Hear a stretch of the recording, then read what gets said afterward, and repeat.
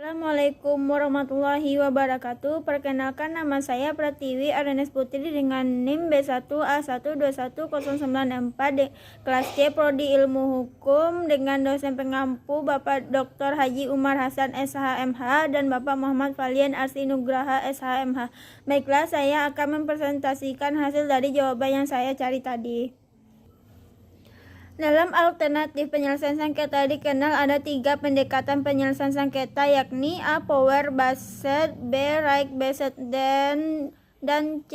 Interest based. Apa yang dimaksud dengan interest based tersebut dan bagaimana perbedaan antara interest based dengan power based dan right based? Jelaskan dengan mengemukakan contohnya. Interest based approach in dispute resolution, yaitu pendekatan berbasis kepentingan. Interest based dalam penyelesaian sengketa adalah pendekatan yang mengutamakan pemahaman terhadap kebutuhan, keinginan, dan motivasi di balik konflik yang terjadi. Tujuan dari pendekatan ini adalah untuk mencari solusi yang memuaskan semua pihak dengan mendengarkan dan memperhatikan kepentingan masing-masing. Perbedaan dengan power based.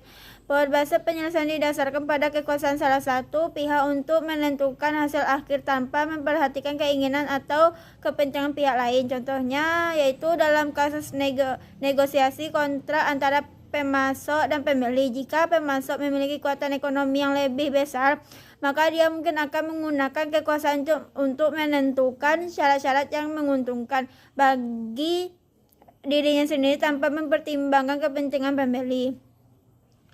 Perbedaan dengan right based. Penyelesaian didasarkan pada hak legal atau kontrak yang dimiliki oleh masing-masing pihak.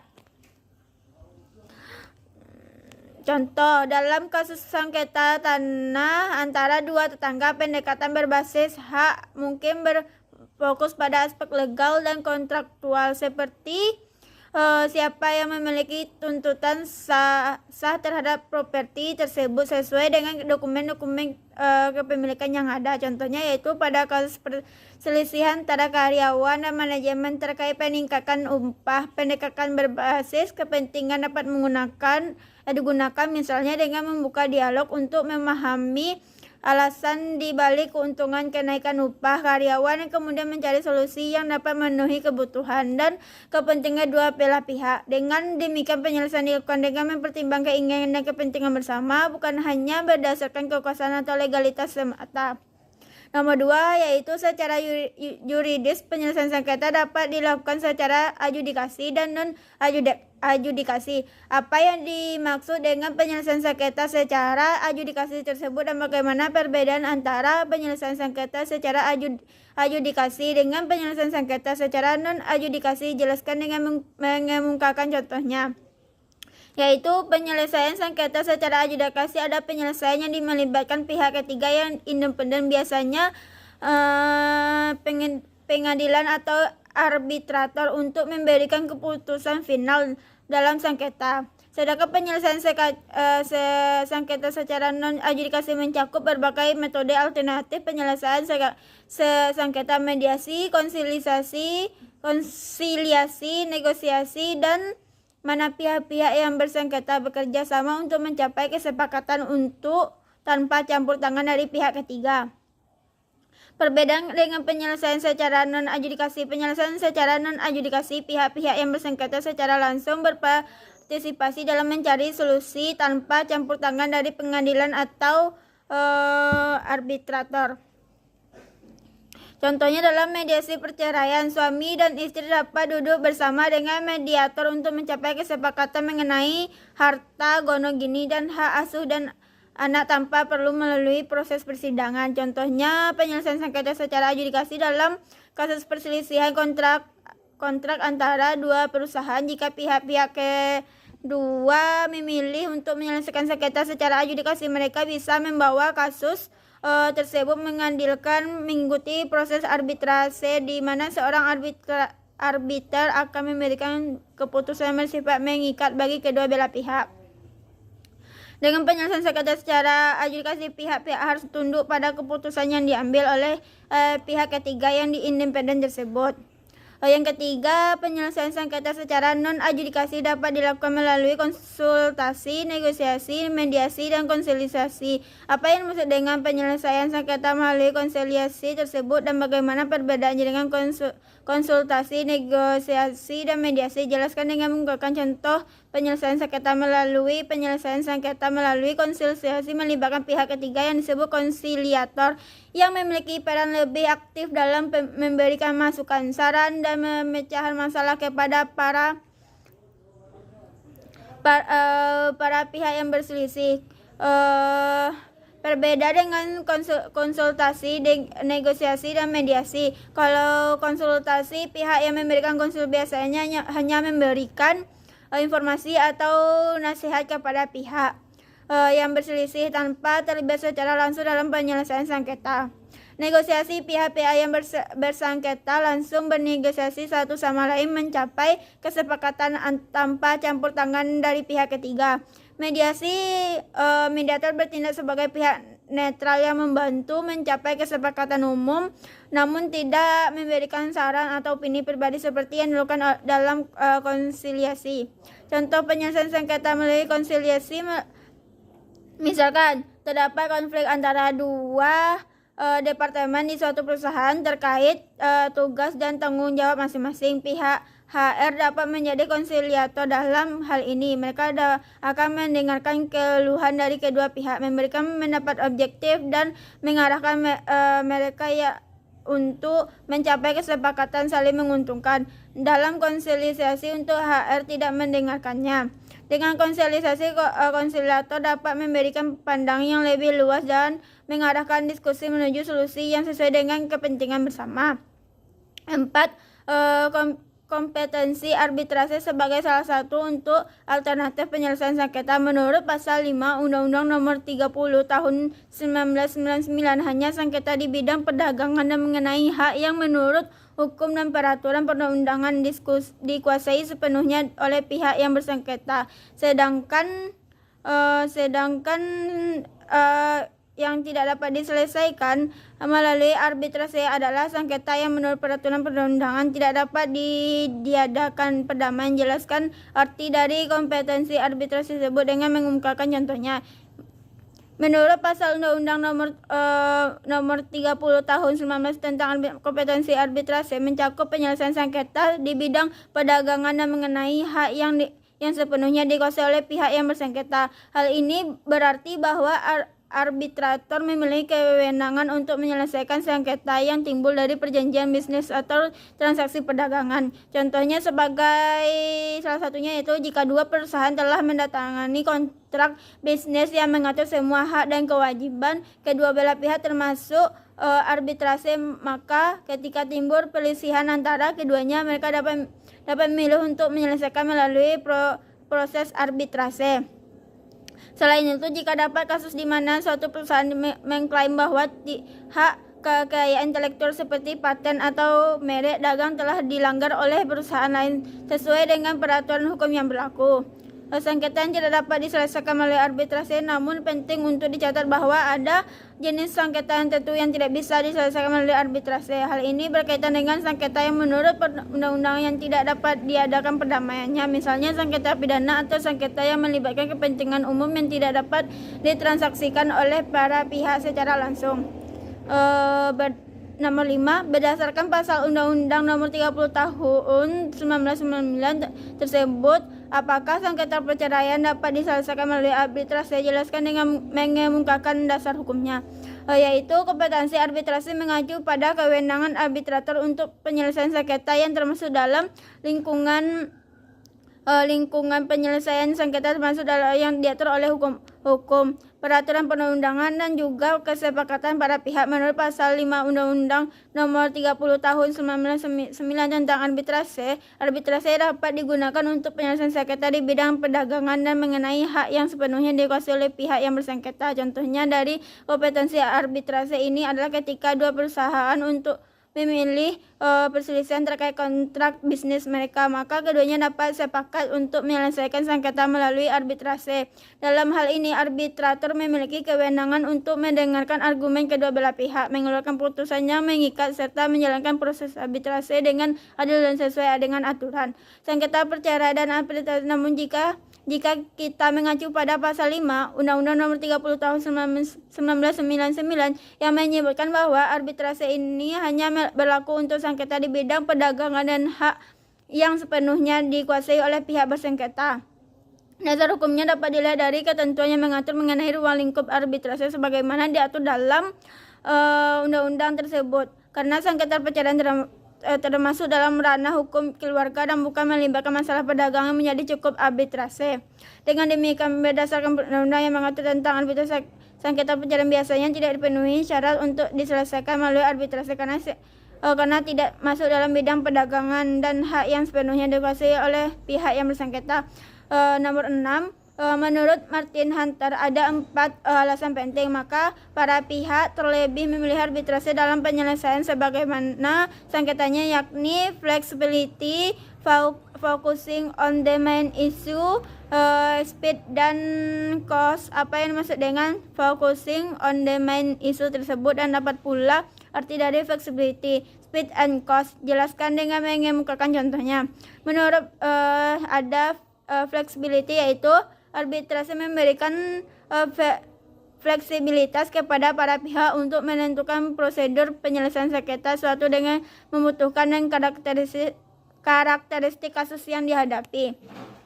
Focusing on the main issue yaitu fokus isu utama adalah penting agar penyelesaian sengketa dapat dilakukan secara efektif dan efisien. Speed, proses arbitrase cenderung lebih cepat daripada proses pengadilan konvensional sehingga memungkinkan para pihak mendapatkan keputusan akhir dan lebih efisien. Cost, arbitrase sering kali lebih hebat biaya dibandingkan dengan tindakan hukum yang di pengadilan karena proses lebih singkat dan dikelola secara bersendiri oleh para pihak. Contohnya itu misalkan terdapat sengketa antara dua perusahaan terkait pelanggaran kontrak. Dalam proses arbitrase, arbitrator akan memastikan edukasi dan bukti-bukti yang diajukan oleh masing-masing hak difokuskan pada masalah ini dalam kontrak yang disengketakan seperti klausul utama, ketentuan pembayaran atau pelaksana kesepakatan. Contoh flexibility yaitu para pihak yang berasal dari dua negara yang berbeda dapat menggunakan arbitrase internasional untuk menyelesaikan sengketa perdagangan mereka. Speed yaitu contohnya dalam kasus sengketa komersial di mana waktu sangat berharga, para pihak dapat memilih arbitrase untuk mendapatkan keputusan yang cepat dan final. Sebagai contoh, suatu konflik bisnis timbul antara dua perusahaan terkait penilaian audit keuangan. Contoh cause yaitu sebagai perusahaan kecil yang menghadapi sengketa dengan mitra kontrakan dapat yang lebih hemat yang biaya daripada melibatkan pengadilan.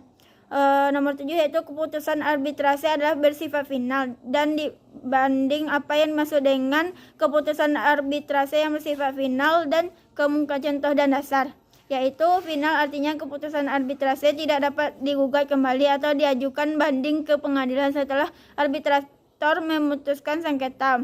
Banding berarti para pihak yang terlibat dalam yaitu contoh dua perusahaan yang sepakat untuk mengajukan sengketa perdagangan mereka ke arbitrase. Arbitrator kemudian memberikan keputusan bahwa salah satu perusahaan harus membayar ganti rugi kepada yang lainnya di sejumlah tertentu.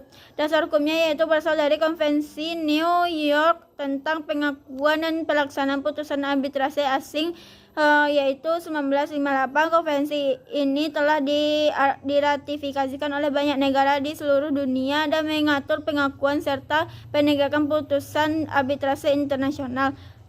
Nomor 8 yaitu walaupun keputusan arbitrase tersebut bersifat final dan binding, akan tetapi upaya hukum yang harus dilakukan jika para pihak tidak melaksanakan keputusan arbitrase tersebut secara sukarela. Jelaskan dengan mengungkapkan contoh dan dasar hukumnya.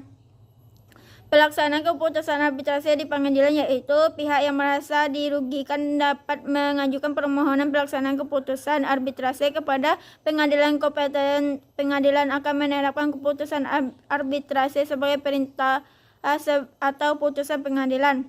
Penegakan keputusan melalui penyitaan aset. Jika pihak yang kalah tidak mematuhi keputusan arbitrase, pihak yang menang dapat mengajukan permohonan penyitaan aset-aset pihak lain untuk mengeksekusi ganti rugi yang ditentukan dalam keputusan arbitrase. Sanksi hukum. Pengadilan juga dapat memberlakukan sanksi hukum terhadap pihak yang tidak mematuhi keputusan arbitrase. Contoh dari dasar hukumnya sebagai contoh, jika dalam kasus sengketa kontrak, pihak A telah diwajibkan membayar ganti rugi kepada pihak B berdasarkan keputusan arbitrase, namun pihak A enggan mematuhi keputusan tersebut. Pihak B dapat mengajukan permohonan pelaksanaan keputusan arbitrase kepada pengadilan yang memiliki yurisdiksi dalam kasus tersebut. Dasar hukum pelaksanaan keputusan arbitrase adalah Konvensi New York 1958 tentang pengakuan dan pelaksanaan putusan arbitrase asing. Konvensi ini menyatakan bahwa suatu negara harus mengakui dan melaksanakan putusan arbitrase internasional sesuai dengan ketentuan yang berlaku di wilayah hukumnya. 9. Keputusan arbitrase sudah bersifat final dan binding tersebut menurut Undang-Undang 30 tahun 1999 juga masih dapat dibatalkan jika memenuhi persyaratan yang telah ditentukan oleh peraturan perundang-undangan. Jelaskan syarat-syarat untuk dapat membatalkan suatu keputusan arbitrase yang sudah bersifat final dan binding tersebut dengan mengemukakan contoh dan dasar hukumnya. Yaitu ketidakpatuhan terhadap prosedur. Keputusan arbitrase dapat dibatalkan jika prosedur yang dijalankan dalam proses arbitrase tidak sesuai dengan perjanjian arbitrase atau hukum yang berlaku. 2. Tidak bisa diperdebatkan. Keputusan arbitrase dapat dibatalkan jika isi putusan melampaui kewenangan arbitrator atau masalah yang diputuskan tidak dapat diperdebatkan. Diterbitkan di luar wewenang. Keputusan arbitrase yang diterbitkan di luar wewenang atau di luar ketentuan perjanjian arbitrase bisa dibatalkan. Pelanggaran hukum publik. Jika keputusan arbitrase melibatkan pelanggaran terhadap ketertiban umum dapat kebijaksanaan publik negara, maka dapat diajukan pembatalan. Contohnya yaitu jika dalam suatu arbitrase arbitrator memberikan keputusan yang jelas bertentangan dengan hukum yang berlaku atau melampaui kewenangan yang telah ditentukan, maka pihak merasa dirugikan dapat mengajukan permohonan pembatalan keputusan arbitrase kepada pengadilan. Dasar hukumnya yaitu Pasal 70 Undang-Undang Nomor 30 Tahun 1999. Pasal tersebut menyatakan bahwa keputusan arbitrase dapat dibatalkan oleh pengadilan negeri pada tempat kedudukan arbitrase atas permohonan salah satu pihak yang merasa dirugikan apabila tersebut alasan-alasan yang sah sesuai dengan kriteria yang telah disebutkan di atas.